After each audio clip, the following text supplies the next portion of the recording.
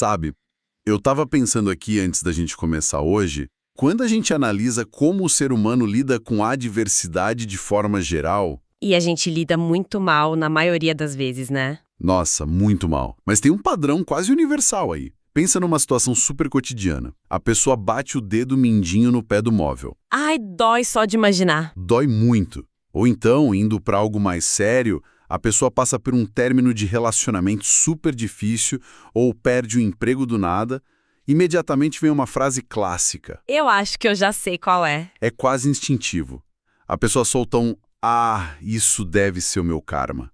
Ou então, tentando ser otimista, ela pensa: o que será que o universo está tentando me ensinar com toda essa dor? Pois é, existe uma necessidade visceral da gente atribuir um sentido pedagógico para a coisa ou até punitivo, né, para o sofrimento. Exato. E é por isso que a nossa imersão de hoje é tão provocativa. Nós vamos fazer um mergulho profundo num material bem denso e fascinante, que são as notas e os trechos do Urtext de Um Curso Milagres. Que é um material riquíssimo, diga-se de passagem. Muito. Só para dar um contexto rápido para quem acompanha a gente, o Urtext representa os manuscritos originais, sem edição, de um texto que propõe toda uma estrutura de pensamento metafísico. E a nossa missão hoje é justamente desempacotar e desconstruir a forma como a gente enxerga a dor, explorar aquela ideia radical de que o sofrimento simplesmente não é uma exigência divina. E nem cósmica, nem inevitável. Isso. E eu quero deixar super claro desde já que a gente está examinando essas ideias como uma reflexão filosófica. A nossa abordagem aqui é totalmente imparcial. A ideia não é adotar um tom dogmático, nem invalidar a religião ou a crença de ninguém, tá? Com certeza. O objetivo não é dizer o que é verdade absoluta, mas usar essas fontes para expandir a nossa perspectiva mesmo. Porque, olha, é um exercício que desafia a base de quase todas as tradições culturais que a gente conhece. Totalmente. Vira a mesa toda. Vira de cabeça para baixo essa noção de karma ou da dor como uma grande professora, porque o texto argumenta que a fonte criadora de tudo, seja qual for o nome que a gente dê a isso, opera só na frequência do amor absoluto. Tá, e qual é a dedução disso? A dedução lógica do material é bem inflexível. Se uma inteligência perfeitamente amorosa não criou o sofrimento, então o sofrimento não tem validade existencial. Ele não ensina, não purifica e não corrige. Olha, a gente precisa parar e desempacotar isso com calma. Eu imagino que traga muita resistência, né? Muita resistência. A romantização da dor é estrutural na nossa sociedade. Várias filosofias dizem que a Terra é uma escola, que as provações lapidam o caráter humano. Sim, a ideia do herói que sofre para vencer. Exatamente. Então eu preciso fazer o papel do advogado do diabo aqui e levantar uma dúvida muito comum. Peraí, mas o sofrimento não ensina? A gente não cresce na dor e se torna mais forte? A sabedoria popular inteira fala de crescimento pós-traumático. É uma pergunta excelente. E a fonte lida com isso fazendo uma distinção quase cirúrgica, sabe?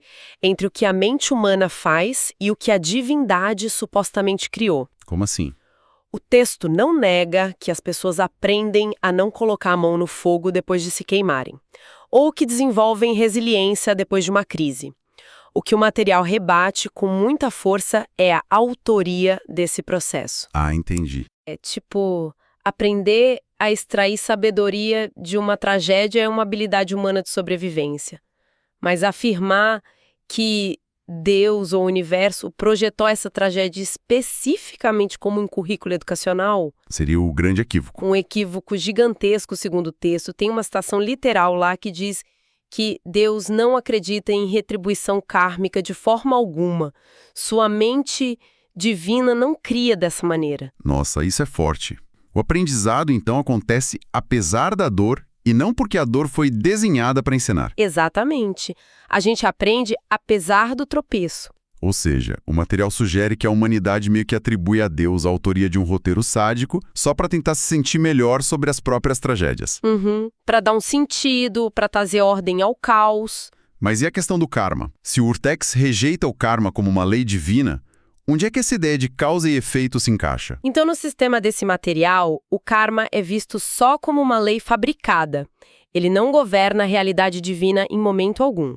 O karma funciona só dentro da jurisdição das mentes que acreditam na separação. Que acreditam no pecado e na punição, né? Isso. Pensa assim, é como se fossem as regras de um clube muito restrito. Tá. Se uma mente acredita fervorosamente que está separada do amor e que cometeu falhas que exigem punição, ela assina os termos desse clube. E aí ela mesma aciona a lei do karma para a própria experiência. Perfeito. Ela passa a exigir punição para si mesma e para os outros. Mas o texto original afirma que o ser humano foi criado totalmente sem dor. A realidade divina é isenta de sofrimento. Isso remove completamente aquela figura do juiz cósmico, né? Aquele juiz com uma prancheta anotando as nossas falhas para cobrar juros depois. Remove totalmente. E as fontes vão ainda mais longe, viu? Elas não dizem só que Deus não colocou ninguém no mundo para sofrer. Lá vem bomba. Que mais dizem? O material diz que, na verdade, a fonte criadora nem sequer nos colocou neste mundo. Espera, como assim nem sequer nos colocou neste mundo? Esse é o momento em que a filosofia do Urtext dá um salto metafísico bem grande. Ele diferencia a criação real da nossa experiência de percepção.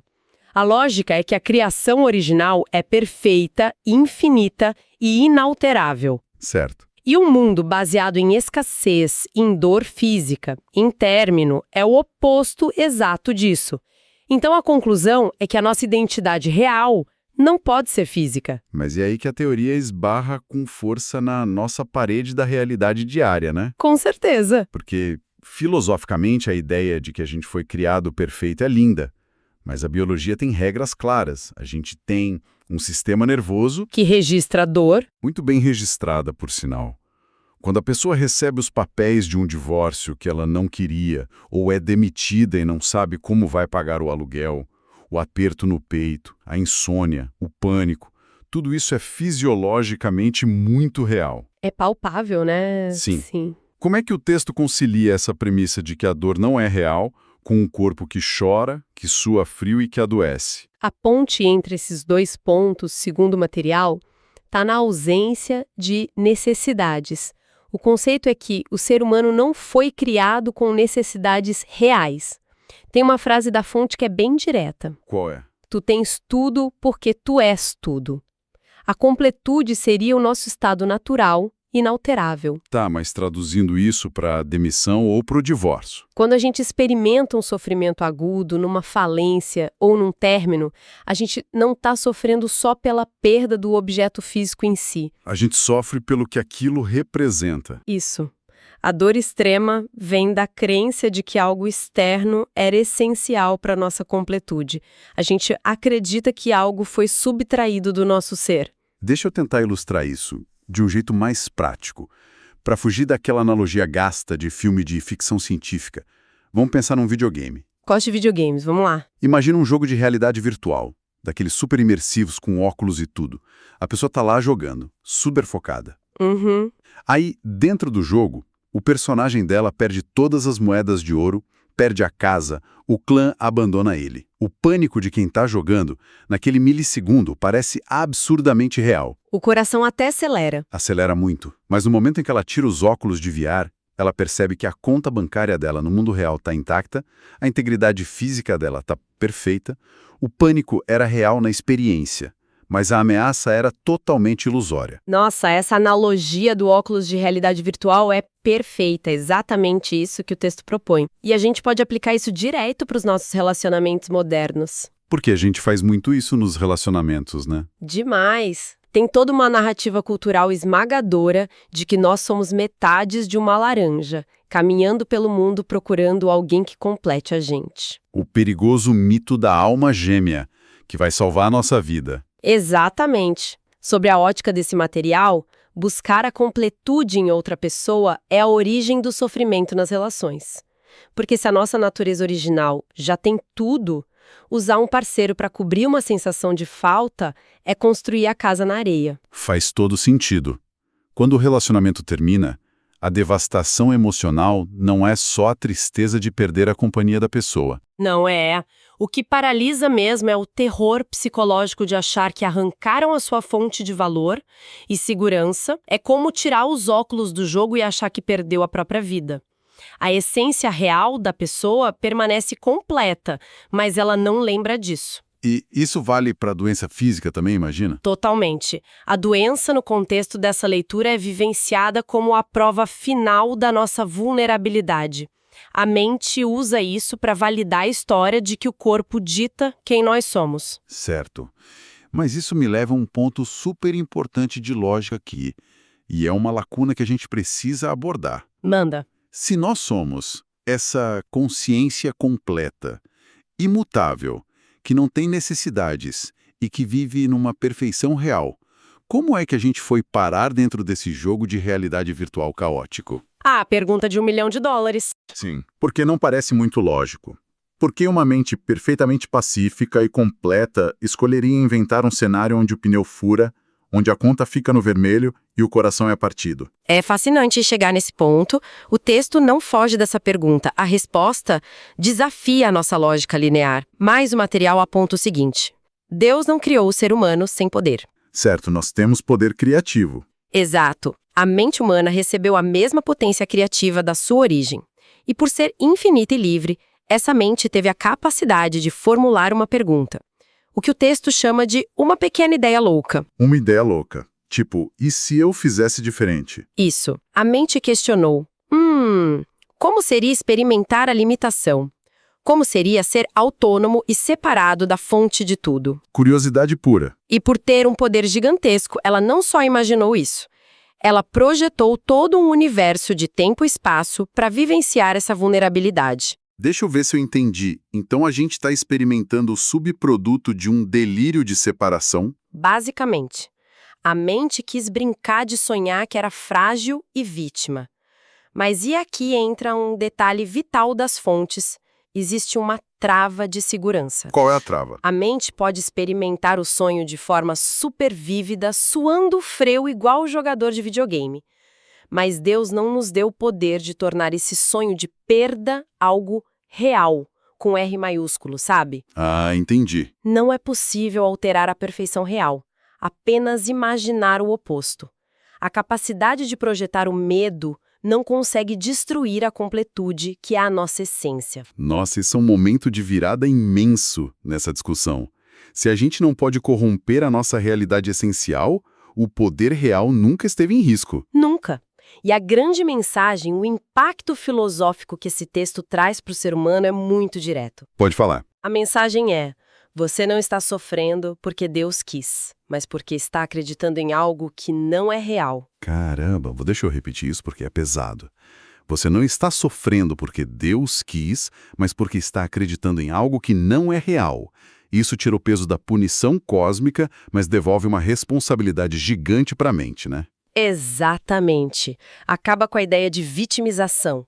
O sofrimento perde aquela aura de tirania externa inevitável. Mas assim, descendo das nuvens metafísicas e trazendo isso para o asfalto do dia a dia. Vamos pro asfalto. Como é que a pessoa aplica essa mudança de mente na hora do desespero? Digamos que o pneu do carro fure no meio de uma tempestade na rodovia. Ou a pessoa está numa crise financeira brutal. Dizer para ela pensar que é tudo um sonho não parece ajudar a pagar o guincho ou o boleto. E não ajuda mesmo. Usar isso como negação da realidade prática é um grande erro.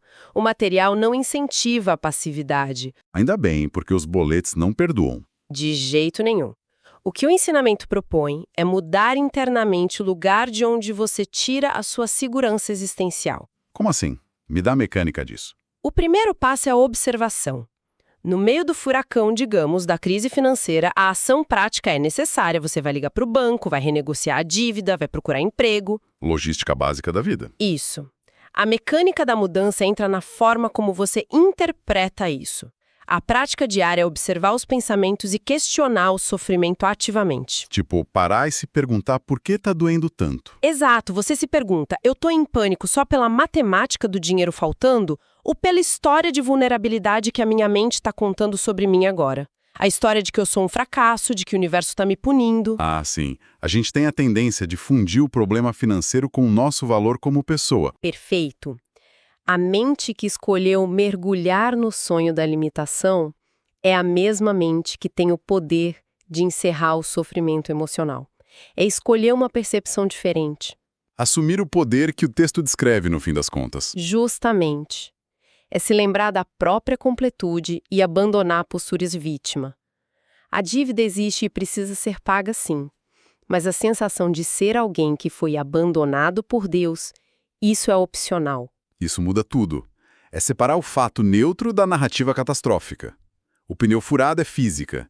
O sentimento de que a vida é uma desgraça constante é historinha da mente. É o teatro que a gente decidiu atuar. Muito bom. E para sintetizar um pouco da nossa jornada nessa imersão de hoje, a gente começou questionando aquela ideia automática de que o universo nos pune com karma. A tal da balança cósmica. Isso. Aí a gente passou pela compreensão profunda trazida por essas fontes de que fomos criados sem necessidades ou dores reais. Usamos até o exemplo do óculos de realidade virtual. Que mostra bem como a vulnerabilidade é, na verdade, um sonho de uma mente que simplesmente esqueceu o próprio poder. Perfeito. E chegamos na aplicação de parar no meio da tempestade e questionar a validade desse sofrimento, o que é muito libertador. É extremamente libertador. E só para reforçar o nosso combinado lá do início, o objetivo dessa nossa análise profunda aqui não é impor isso como uma verdade absoluta. De forma alguma. É um convite para a gente encontrar uma forma completamente revolucionária de reinterpretar os altos e baixos da experiência humana. Desapegar um pouco dessa narrativa de que a gente é vítima das circunstâncias. É devolver as rédeas da percepção para as nossas próprias mãos, sem ficar caçando vilão no céu, né? Nem professores sádicos. Exatamente. Bom, para a gente encerrar esse mergulho maravilhoso, eu quero me despedir deixando um pensamento provocativo no ar. Para quem acompanhou a gente até aqui, ficar refletindo. Deixa a semente aí para eles. Se a gente tem um poder tão gigantesco de inventar todo esse cenário e convencer a nós mesmos de que somos tão limitados e frágeis, imagina só a capacidade que a gente tem de despertar. Fica a grande pergunta. E se o sofrimento nunca foi parte de quem você é?